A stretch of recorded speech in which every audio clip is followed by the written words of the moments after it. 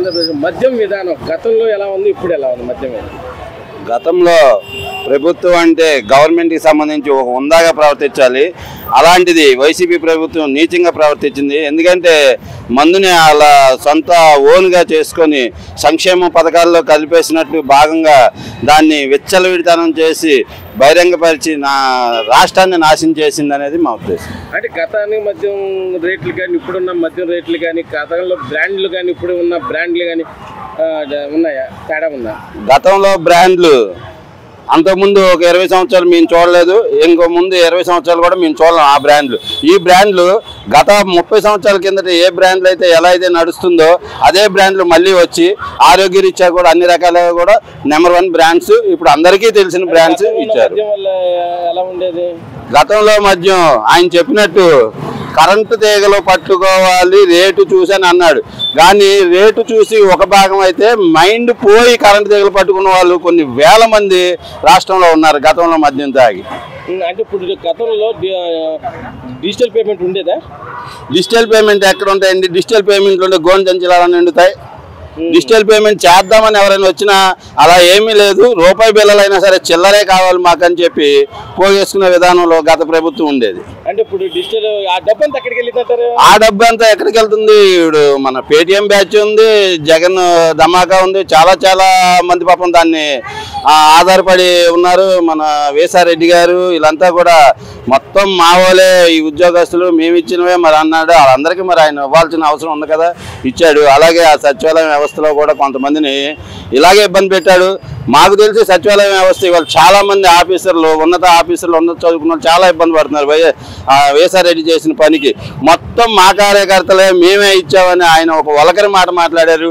అది వాళ్ళ ఉద్యోగుల మీద ఎఫెక్ట్ చూపిస్తుంది. అంటే ఇప్పుడు లిక్కర్ విధానంలో అంటే ఇది అంటే కొంచెం బయట అనుకుంటున్నారు బడా సినిమాలకు కానీ కంపెనీ ఇచ్చారు అది ఇది అని, నిజమేనంటారా? 100% నిజమే. ఎందుకంటే అది ఇప్పుడు ఆల్రెడీ అదే స్కామ్ ఇండియాలోనే బిగ్గెస్ట్ స్కామ్ కింద మన మద్యంలో కొనసాగుతుంది.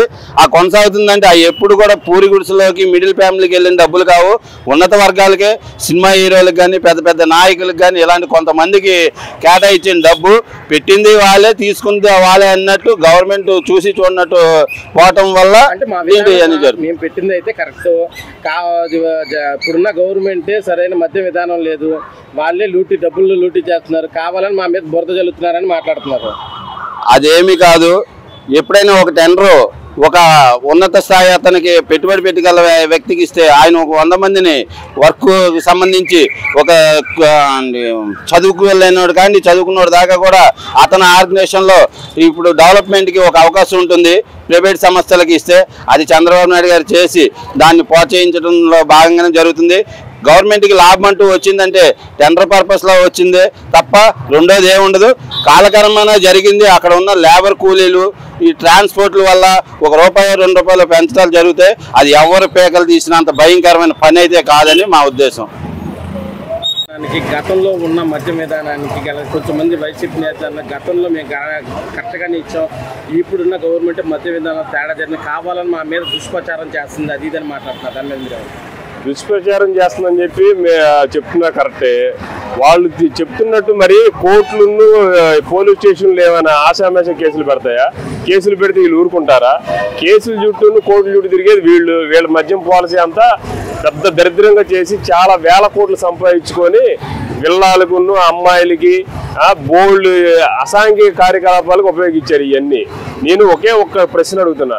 2014-19 తెలుగుదేశం ప్రభుత్వంలో మద్యం ప్రభావితం నాసిరకం మద్యం తాగి కానీ లేదా మద్యం వల్ల ఆరోగ్యం చెడిపోయిన వాళ్ళ రోగుల సంఖ్య ఒకసారి తీయండి డేటా. 19 నుంచి 24 దాకా ఈ వైఎస్ఆర్ ప్రభుత్వంలో ఎంతమంది దాన్ని ప్రభావితం చెంది ఆరోగ్యం చెడిపోయింది? బ్రెయిన్ పేషెంట్లు కానివ్వండి, లివర్ పాడైపోయిన పేషెంట్లు కానీ, గ్యాస్ట్రో సమస్య బాధపడే వాళ్ళు కానీ, పక్షవాతం వచ్చిన వాళ్ళు కానివ్వండి, ఎంతమంది ఉన్నారు? ఆ 5 ఏళ్ళు ఈ 5 ఏళ్ళు ఒక్కసారి ఆరోగ్య కేంద్రంలో ఉంటుంది డేటా పక్కాగా ఎంతంత అని చెప్పి అది ఒక్కసారి తీయండి. ఎవరి మద్యం బాగుంది, ఎవరి మద్యం పాలసీ బాగుంది అనేది పబ్లిక్ అయింది. రీసెంట్గా మన మినిస్టర్ గారు, ఆరోగ్య శాఖ మినిస్టర్ గారు బయట పెట్టారు. అది నేను ఒక మీటింగ్లో విన్నాను. ఇంత ఆశ్చర్యపోయే మాట. కనీసం 100 రెట్లు తేడా ఉంది రోగుల సంఖ్య. ఏది మద్యం తాగి పాడైపోయిన రోగుల సంఖ్య.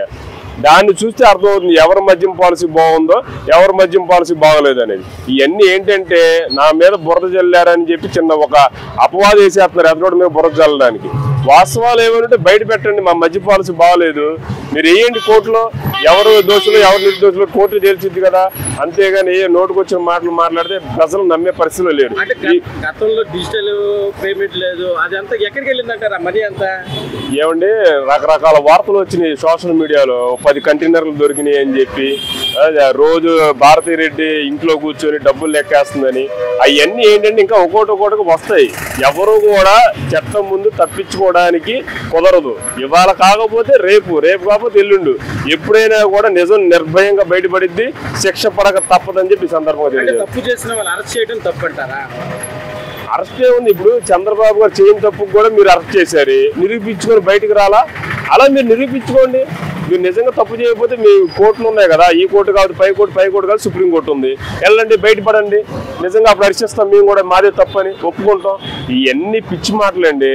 వాళ్ళ వల్ల ఒక్క బ్రాండ్ అయినా సరైన బ్రాండ్ ఏపీలో దొరికిందా? ఈ రోజున మెక్డోల్ విస్కీ కానీ మార్పెస్ కానీ ఎన్ని బ్రాండ్లు అన్ని పాత బ్రాండ్లన్నీ వచ్చినాయి. అంతకుముందు ప్రెసిడెంట్ మెల్ అంట ఏ పిచ్చి పిచ్చి బ్రాండ్లన్నీ వచ్చినాయి. ఇప్పుడు అవన్నీ ఉన్నాయా? అవన్నీ తీసేసాం. ప్రజలకి నాణ్యమైన మద్యం అందించాలి, వాళ్ళకి తక్కువ రేట్లో వాళ్ళకి అందించాలని చెప్పి మా నారా చంద్రబాబు నాయుడు గారు నూతన మద్యం పాలసీ తీసుకొచ్చి ప్రజలంతా హర్షిస్తున్నారు.